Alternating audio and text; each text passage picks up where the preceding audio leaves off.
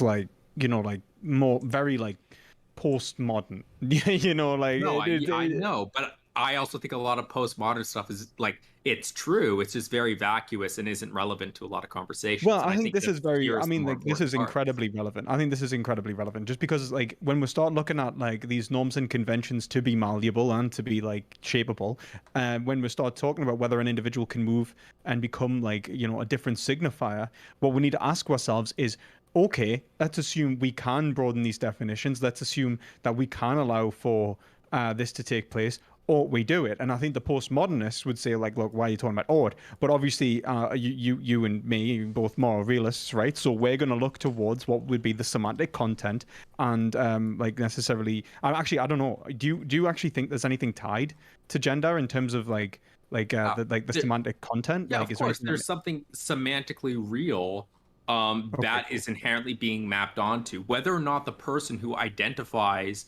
is actually mapping themselves onto that content is a different question. Like this is what I was discussing with Destiny is yes, there are obviously people who see the semantic meaning in something like woman and they identify with that meaning. But I don't think that stops people from being able to identify as woman, even if they are not consciously identifying themselves with that semantic content. Well, you see, I think that you're not like. So here's the thing. I think that what it means to be a woman is not just the performance, but the like. So, for example, if someone goes on a stage and they're just performing, as a female, like as well, not a female, but as a woman, the look the part, the act the part, but they are literally just playing a role. They are not a woman. What makes a woman is not just the performance, but the internal acceptance of the performance as an expression of their own subjectivity. Yeah, no, I just That's a terrible definition. Oh my God. The internal definition that matches their own subjective experience. First of all, not only is that so steeped in like So technical, convoluted. Yeah. What the convoluted fuck are we talking about here? gobbledygook, right? But he's saying is so like it harkens back to the Judith Butler nonsense. I know. Yes. I was The, thinking the same thing. Gender is performative, which All performance, which is nonsense. Like you get Yeah, up on stage and right. perform as a doctor, it doesn't mean you went to fucking medical school. Sure, right. And yeah, obviously, I think it's true that some aspects of gender are definitely performative. But Yes, I agree. I would argue, as I did with the beard thing, is that they generally tend to be an exaggeration of some intrinsic quality Yeah, that's a great point. that That you're is a hyping great up. signifier. That's Yeah. in some way biological. Yeah, there's some biological thing there that you're exaggerating You're signaling. to signal to other High people in society. testosterone. Lots of testosterone here. Come get it, ladies. Right, like when like the guys that watch sports and they go like, "Gay, woo, woo," like that's a total, like I think that's rooted in something biological, but Signaling. you're Yeah. ramping it up to signal to the other guys that you're another guy. We're all part of the guy team right now. It's a guy squad. We're men. What's happening in that situation? Yes. We're going to go compete. Losers don't get the ladies. Winners do. Exactly. But see, the problem that Judith Butler and all the other people make is to assume that since some aspect of it is performative, that the entire thing is performative. Performative is wrong. Yeah. But so he's defining this as like, well, his definition of woman, which I think is insane, is when you internally accept the performance you're playing. Yeah. Exactly. If you believe it enough, you don't have to go to medical school. That's so stupid. You just become the doctor. It's so annoying because all this navel gazing is just because they don't want to accept I know. the science. It's all rationalization. It is all 100% rationalization. It's like this is exactly like the flat Earth stuff. So Yeah. I don't know if you guys are familiar. There used to be a place, I don't know what it's like now, many, many years ago, when I used to look for places to argue on the internet, because I'm one of those people. I was one of those people that literally looked for places to argue with people on the internet. And one of the places I stumbled upon, which was too crazy for me, was the Flat Earth Society. Oh my God. Which is like the troll Olympics. because you used to go to this message board, and it was a message board for flat earthers, and you'd read explanations for things, and you like couldn't tell who was trolling and who was serious. It was like, it wasn't so much like, I want to come here to argue. It's like, I want to come here to like engage in the art of being like the subtle troll to see how much I could get away with. But That's so funny. this reminds me of the Flat Earth Society, because I didn't realize it till I went to that website. If you believe in a flat Earth, you basically destroy the understanding of gravity as we know it. Yeah. Which fucks up almost everything in our it fucks up almost the entirety of like physics. Yeah, It's it does. such an like just completely, like in ways you wouldn't even think. Like I didn't realize, like if we have a flat Earth, it completely changes the distance that the sun and the moon would be from the Earth, which I never thought about either. Like there's all these like little things you don't realize get fucked up by a flat Earth model. And then because these people are coming into this with the presupposition of the flat Earth, they have to concoct all these mostly insane, convoluted ideas to explain how gravity works and all these other things work to fit the flat Earth model. And it's totally bonkers. Yeah. And this You is get- the same thing. You get the laws of perspective, which are like, Right. fucking, what the fuck is that? What are you Yeah, talking exactly. about?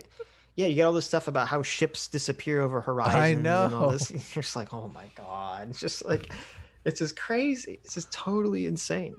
Yeah. And it's funny because it's like the same thing. It's like you have the observable science answer in one hand, and they're like, fuck that. They throw that in the trash. Like, okay, now we have to figure out how this works now that we've thrown science away. Yeah, it's bullshit. It's total bullshit.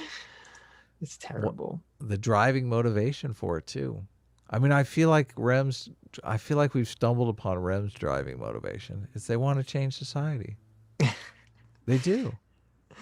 JMac for $10 says, I saw a JJ at 4. I can confirm, at least anecdotally, that it screwed me up. Oh, really? Oh my God. There you go. JMac was screwed up by the JJ. Whose JJ was it? Yeah. Okay, whose JJ was it? No, Sitch. Gravity's just buoyancy. Yeah, exactly. Holy shit. He knows. That's the argument. Holy Gravity shit. is just buoyancy. Yeah, there's some weird. Oh my there's God. very strange arguments about buoyancy. Yes. The flat Earth That's so floats funny, on yeah. some sort of floats in space. Oh my No, God. I remember one of the models, which I think so in the chat brought up too, is that like, well, gravity is an illusion created by momentum because the Earth is a flat disk that's forever moving upward. And so Oh gravity's my not holding you God. down. It's the momentum moving upward that's holding you down. It's Oh like, my it's just, God. Oh my God. I know, it's so dumb. It's so dumb. Electric Elephant for 20 Aussie bucks. Thank you. Says, I've got a lot of negative emotion lately despite achieving more and more. Finished a huge project I'm very proud of, but I'm personally and politically lonely. And if I was honest, I'd be ostracized by many. Your streams help. Oh, What's good? cool. That's good. But I mean, it's difficult because trying to figure out like how to make yourself happy is always one of the most important questions. Hell or how to make yeah. yourself happy in a healthy way, I should say, Yeah. is one of the most important questions. And I mean, part of it is, I think, as you said, you're even if you're accomplishing huge things, that's just one aspect of the power. If you're personally and politically lonely, that can still weigh on you heavily, regardless of your accomplishments. Having a friend is definitely, life-saving. Definitely. Yeah. I got to tell you, because there are always a lot of people that seem to say like, I have no friends, but they do. They're not engaging with the people who genuinely want to be friends with them. Like they want to Right. be friends with, they want a better class of friends. And I feel like we do have this status conscious society that really sometimes looks down on you for the friends that you have. And I just, Sure. I threw that away at a very early age, and it was Oh. something that I am grateful that I did. Like I even had friends, in high school and stuff like that, where when I did, I got a car early in high school and I became somewhat popular, and other people would be like, why are you friends with that guy? Like friends that I'd had forever. And I just, it's such bullshit. It's such nonsense, such fucking game playing. Right. And a lot of times I think people, you have to accept the people that you have to accept the friends that you have, even though if you, I mean, give them the benefit of the doubt, try and understand their perspective, even if they're not the best friends they possibly could be. Like, make an effort. So many friends, like so many people have wanted to be friends with me that I've just, when I've given into that attitude, when I'm like, this guy's weird, what the fuck, why should I be friends with this person? When I've embraced those and just said, okay, I'll give it a try, whatever. And so many of those people have become the best friends that I've ever had. Sure. It's just recognizing that maybe you're standing in the way of you having friends. I think that sometimes can be a problem. I mean, I think when it comes to like, if you're lonely, it's always you standing in the way of yourself. I think what you're saying is true, but I think there are other ways in which you stand in the way of yourself.